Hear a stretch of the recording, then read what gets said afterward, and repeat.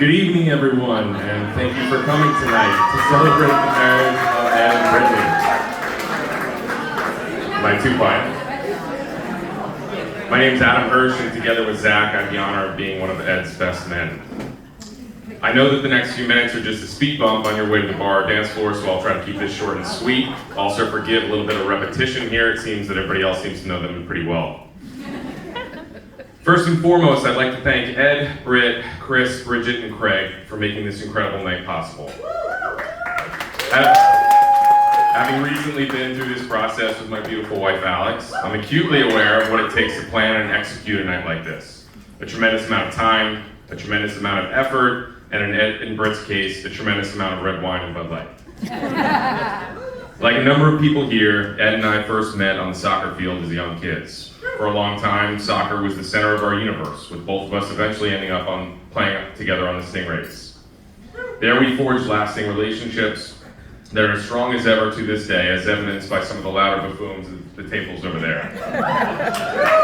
In fact, we actually have two generations of Stingrays coaches here tonight. Shout out to Diane and Marty. You guys may have done your best to control us back then, but good luck tonight. After knowing each other for a few years, I had the good fortune of Ed's family moving to the neighborhood next to mine, which couldn't have happened at a better time. We were the perfect age where we finally had the freedom to go out and explore our corner of the world while being unencumbered by the hindrances of common sense, consequences, or general self-preservation. Some of the happiest times of my childhood were spent with Ed playing sports at the park, exploring the woods, or biking what seemed like 100 miles on the Henry Hudson Trail only to get stranded in the rain.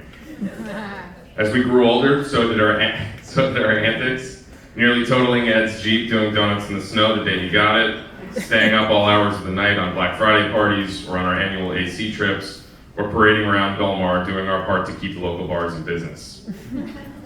One thing that remained consistent through Ed's childhood into his teens was his very fashion-forward wardrobe. For the first 10 to 15 years that I knew Ed, every single day, he wore basketball shorts and a football jersey. 100 degrees and humid, shorts and a jersey. 20 degrees and snowing, perfect time to let those calves breathe and rep the Detroit Lions. Speaking of the 6-1 Lions, I don't think I've ever met someone so obsessed with and with such an encyclopedic knowledge of sports. Curious about the third string punter on the Cleveland Browns? Ed probably knows what high school he went to. Looking to start a badminton fantasy league? Ed's your guy.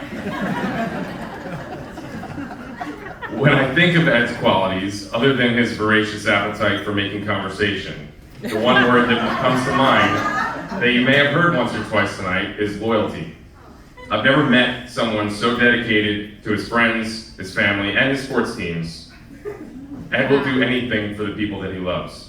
In fact, to this day, Ed won't eat French fries or Belgian waffles after the French and Belgian national teams beat the U.S. in soccer. Speaking of food, I never thought I'd see the day that Ed expanded his palate from a diet of claw dogs, chicken fries, and shamrock shakes to eating fine dining, sushi, and Indian food. It's a real testament to Britt's incredible culinary skills. But we all know Britt's qualities extend far beyond her abilities in the kitchen. Britt, from the very first night that Ed introduced me to you at the Jester, I knew you were special. You're smart, funny, and the life of the party. You are a lioness. I pity the man, woman, or child who gets between you and the people you care about.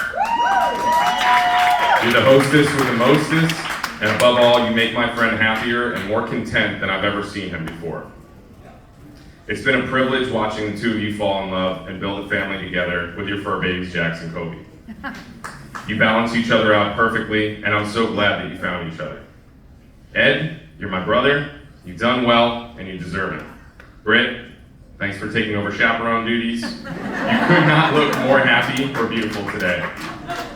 Ed, I'm just impressed that you're not wearing a Lions jersey. Now, if everyone could please raise your glasses to the bride and groom.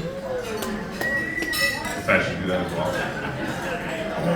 I love you both, and I wish you 1,000 years of health and happiness. You're here.